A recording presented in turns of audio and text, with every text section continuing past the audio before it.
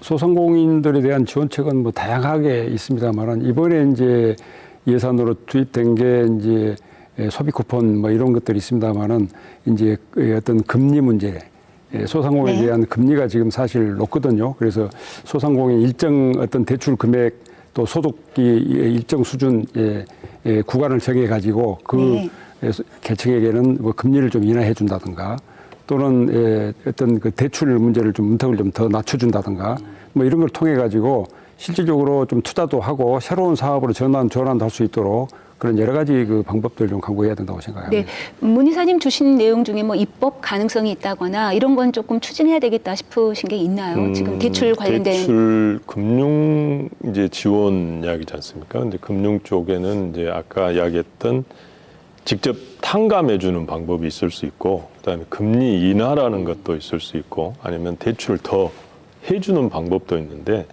지금 금리 인하나 대출 완화 이런 부분들은 아까 우리 김 대표님께서 말씀하셨습니다만은 과거 코로나 시기에 직접 지원했어야 될 것들을 전부 이제 융자를 통해서 빚을 지게 만든 효과들이 있는 것들이거든요. 그래서 우선은 빚탕감, 그때 쌓여있던 탕감을 통해서 빨리 경제가 회복되도록 하는 게 우선인 것 같습니다. 이런 것들은 이제 정책적으로 필요하면 그때 정부와 같이 협의를 해보겠습니다. 네, 지금 큰 틀의 얘기들 나눠주셨는데요. 소상공인 지원과 관련돼서 또 몇 가지 중요한 현안들이 있습니다. 하나하나 짚어볼 텐데요. 그중에 하나가 모두 영상에서도 나왔습니다만 배달 앱 관련된 문제입니다.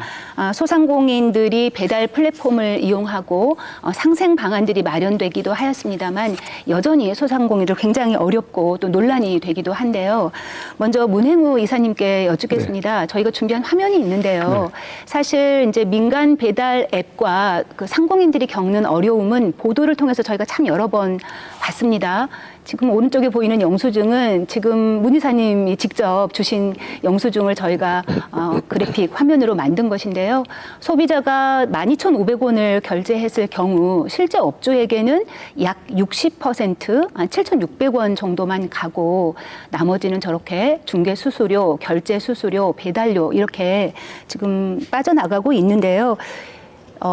배달 앱 이용하는 거 소상공인들에게는 굉장한 부담이 되겠죠, 이사님?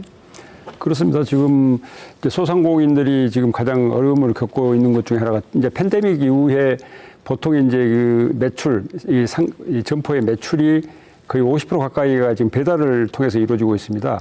이제 그런 경우에 이제 배달 수수료가 지금 현재 지금 좀 낮춰진 지금 저 비율입니다. 낮춰진 율인데 어떻게 보면은 중개 수수료, 그다음에 결제 수수료, 또 배달료까지 하면은 한 35%에서 45%까지 적용이 되기 때문에 12,500원을 배달 판매를 했을 때 7,600원밖에 안 들어오지 않습니까? 약 5,000원 정도, 4,900원이 대행 회사로 가버립니다. 그러면 거기는 물론 이제 배달료까지 포함됩니다. 그런데 문제는 이 과점을 유지하고 있는 세계 주요 그 배달 앱 회사들이 실질적으로 무료 배달이라고 했는데 그 무료 배달 비용을 본인들이 부담하지 않고 점주에게 부담을 시킵니다. 그러다 보니까 실질적으로 이익이 지금 현재 한 40% 가까이가 비용으로 빠져나가기 때문에 10,000원 정도를 배달하면은 이 점주에게는 이익이 거의 없는 상태가 됩니다. 그래서 지금 최소 배달 금액을 14,000원으로 했다, 또 12,000원으로 했다 이렇게 이제 조정을 하고 있는 그런 상황입니다. 근데 오늘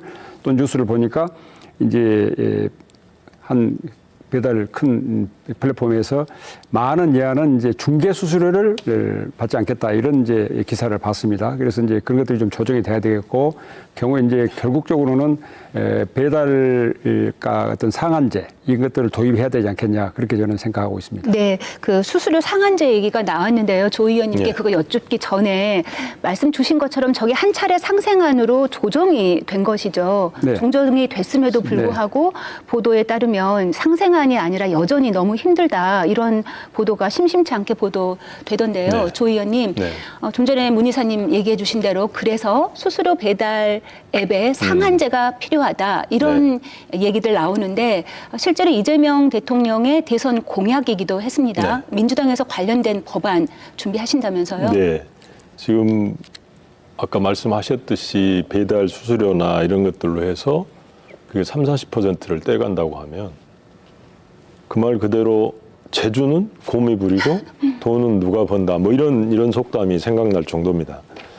실제로 지금 그런 문제에 이제 인식을 하고 이제 민주당에서는 을지로 위원회라는 게 있습니다. 거기에서 이제 계속해서 대책을 마련해 왔고 그 6월 초에 아마 사회적 대화기구를 제가 구성한 걸로 알고 있습니다. 그게 지금 배민하고 그다음에 가맹점 협회 그다음에 공풀협인가요? 네, 공풀협 거기 회원들하고 이렇게 해서 같이 했고 오늘 1차 합의안이 나온 걸로 알고 있습니다. 네. 오늘 19일 나온 거죠. 그게 보면 배민에서 한 게 1만 원 이하에 대해서는 수수료를 전부 면제하겠다.